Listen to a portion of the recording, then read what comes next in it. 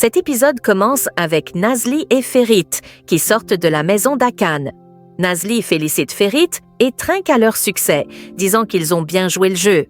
Ferit propose de la raccompagner au restaurant, mais elle refuse, affirmant qu'elle peut y aller seule. Il lui rappelle alors qu'ils doivent aller à l'exposition ce soir, mais elle préfère qu'il y aille seule, expliquant qu'elle a trop négligé le restaurant ces derniers temps. Ferit insiste en disant qu'en tant qu'épouse, elle est obligée de l'accompagner. Nazli sourit, mais réplique que même si elle accepte, leur mariage ne réparera pas son erreur. Ils montent ensuite dans la voiture et s'en vont. Au restaurant, Tariq termine d'ouvrir la caisse et retourne veiller sur Mura. Pendant ce temps, en cuisine, Fatos dit à Manami qu'elle doit trouver un moyen de refuser la demande d'Engin en mariage, car si elle l'épouse, elle sera très malheureuse. Manami lui conseille de parler sérieusement avec lui, mais Fatos trouve cela compliqué et ajoute qu'elle souhaite que leur relation se termine rapidement. À ce moment-là, Engin arrive au restaurant pour lui rendre visite. Elle s'assoit à sa table et lui demande avec qui il parle au téléphone. Il répond que c'est Iqbal. Elle remarque qu'il est très élégant aujourd'hui et suppose qu'il a un rendez-vous après, mais il dément. Son téléphone sonne, affichant un appel d'Iqbal, et il le montre à Fatos pour lui prouver qu'il dit la vérité. Fatos confie ensuite à Manami que c'est très difficile pour elle d'être méchante avec Engin, car elle est de nature douce. À ce moment-là, Tariq arrive en courant et crie au scandale. Mura s'est échappé par sa faute. Fatos et Manami sont très surprises. Ferit et Nazli arrivent au même moment. Nazli remarque leur air inquiet et demande ce qui se passe. Manami lui annonce la fuite de Mura, ce qui choque Nazli. Elle demande à Ferit ce qu'ils vont faire maintenant. Il répond qu'ils ne feront rien et ajoute que l'essentiel est qu'ils aient découvert que Mura était un espion de Demey. Manami insiste sur le fait qu'ils devront être très vigilants à l'avenir. Ferit annonce qu'il a des affaires à régler au bureau et part avec Engin. Manami, amusée, dit à Tariq que Ferit et Nazli forment un couple adorable et qu'il est beau d'aimer un homme malgré ses défauts. En cuisine, Arsouman fait allusion au moment où Demey l'a kidnappé. Nazli est choquée d'apprendre cela et reproche à sa sœur de lui avoir caché un tel événement. Elle emmène Arsouman dans une autre pièce et lui pose des questions. Arsouman lui explique qu'elle a été kidnappée par 2 hommes de Demey, alors qu'elle se rendait à un cours magistral. Elle tente de rassurer Nazli en disant que tout est rentré dans l'ordre, mais Nazli ne veut rien entendre. De son côté, Mura se réfugie chez Hakan. Ce dernier promet à son épouse qu'il sera en sécurité et ordonne à Bekir de l'emmener dans une autre ville. Il lui demande également de lui trouver un foyer afin qu'il puisse s'intégrer plus facilement. Bekir s'exécute.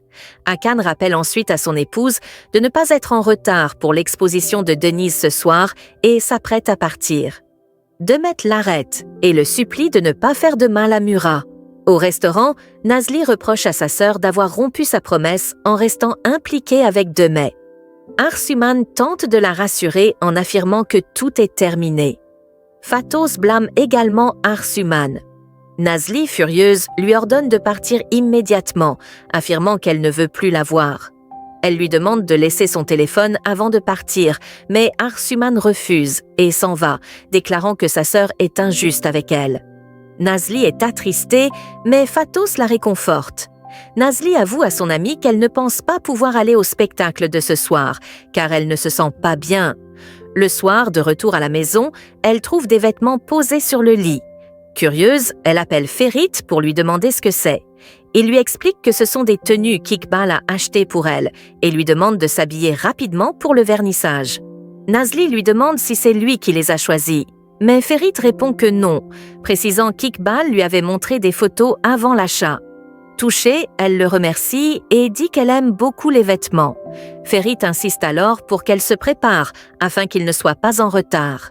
Ils se disent au revoir et Ferit, en route pour la maison, voyage avec son chauffeur. Pendant ce temps, Hakan et Demet sont déjà à la soirée. Hakan remarque que Ferit et son épouse ne sont pas encore arrivés. Demet répond que c'est normal, car Nazli n'a pas l'habitude de ce genre de cérémonie. Denis, quant à lui, est interviewé par des journalistes sur son exposition. Peu après, Undjan arrive avec Phatos et lui présente les œuvres artistiques exposées sur les murs. Ferit entre seul dans la salle, ce qui intrigue Hakan. Ce dernier se demande pourquoi il est venu sans Nazli. Denise lui demande si elle n'est pas venue. Ferit répond qu'elle a eu un malaise. Inquiet, Denise lui demande si c'est grave, mais Ferit le rassure. Denise, perplexe, demande s'ils se sont disputés, trouvant que Ferit semble préoccupé. Il ajoute que leur mariage étant très spontané, il est normal qu'ils rencontrent des difficultés. Ferit le rassure en posant une main sur son épaule, affirmant qu'ils n'ont aucun problème. Denise lui rappelle qu'ils se connaissent depuis l'enfance et souligne que Ferit a du mal à pardonner quand il est en colère contre quelqu'un. Ferit répond qu'il y a un lien spécial entre Nazli et lui et ajoute que Denise ne peut pas comprendre cela. Denise le regarde en silence tandis que Ferit s'éloigne pour saluer les invités. De l'autre côté, Arsuman appelle son amie Zeynep et lui demande si elle peut venir passer la soirée chez elle, car elle s'est disputée avec sa sœur et ne veut pas rentrer à la maison. Zeynep lui répond qu'elle n'est pas en ville. Arsuman comprend et lui souhaite une bonne nuit. Elle s'installe ensuite dans un restaurant avec sa valise et commande à manger. Elle passe encore et encore des coups de fil pour trouver un endroit où dormir, mais sans succès. À la soirée, Hakan félicite Denis pour son exposition et taquine Ferit en disant qu'il ne leur a pas adressé la parole de toute la soirée. Demet enchaîne en disant qu'ils n'ont pas vu Nazli et demande ce qui s'est passé. Hakan ajoute qu'en tant que jeunes mariés, ils devraient être ensemble à une telle cérémonie. Ferit les regarde mais ne dit aucun mot. Au même moment, Nazli fait son entrée, resplendissante dans une magnifique robe noire. Phatos signale son arrivée et Ferit la regarde, un sourire aux lèvres. Nazli s'approche de lui, s'excuse pour son retard et le serre dans ses bras. Denise les observe, visiblement jaloux. Nazli s'agrippe à son époux et ne cesse de sourire, ce qui rend Demet furieuse. Pendant ce temps, Arsuman continue d'appeler ses amis en vain, mais personne n'est prêt à l'héberger pour la nuit. À la soirée, Ferit s'éloigne pour aller chercher à boire.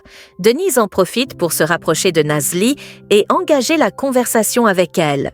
Elle remarque son bracelet à son poignet et lui demande pourquoi il l'a. Denise avoue que c'est bien le sien et lui demande s'il peut le garder en souvenir. Elle lui demande s'il en est sûr et il confirme. Ferit revient à ce moment-là, tend un verre à son épouse et la tient par la taille. De son côté, Phatos a chaud et marche dans tous les sens.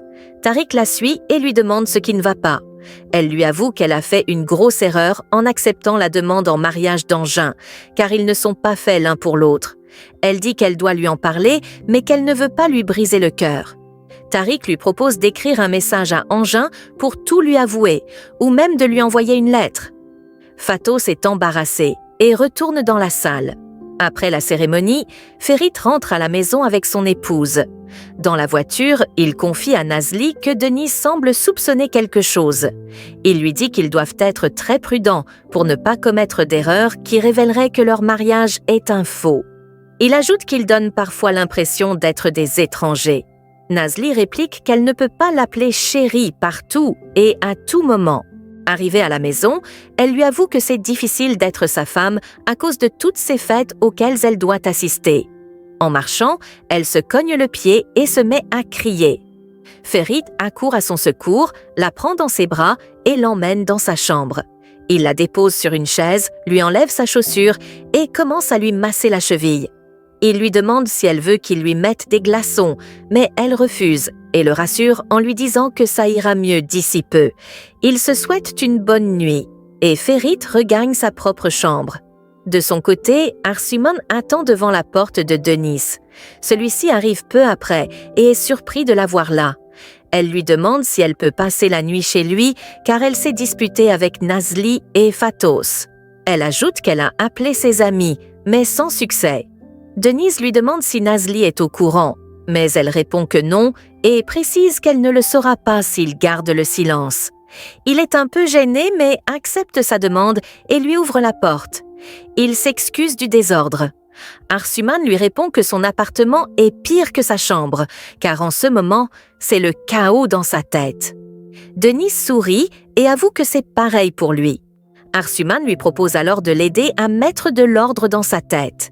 Il lui demande plutôt de s'installer quelque part pendant qu'il va lui chercher une couverture.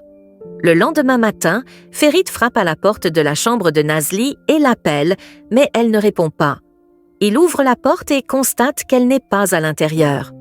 Pris d'inquiétude, il la cherche dans toute la maison et l'appelle sur son téléphone. Elle décroche et lui dit qu'elle est au restaurant. Il lui demande ce qu'elle fait là-bas aussitôt et elle réplique qu'elle est censée y être puisqu'elle a beaucoup de travail en retard. Puis elle raccroche. Peu après, Fatos arrive également au restaurant. Nazli lui demande si elle a parlé à Arsuman, mais Fatos répond que non, car elle n'est pas rentrée à la maison la veille.